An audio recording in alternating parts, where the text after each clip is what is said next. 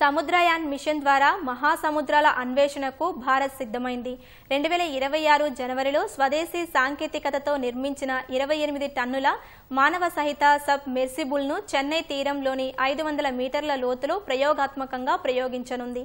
జాతీయ మహాసముద్ర సాంకేతికత ఇన్స్టిట్యూట్కు చెందిన 2 శాస్త్రవేత్తలు మత్స్య 6000 అనే సబ్ మెర్సిబుల్ను నడపనున్నారు.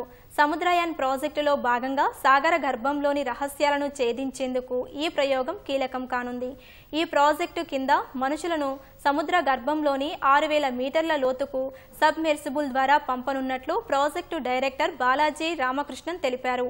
ఇప్పటి వరకు ఈ సాంకేతికత America, Russia, China, Japan, France వద్ద మాత్రమే ఉంది.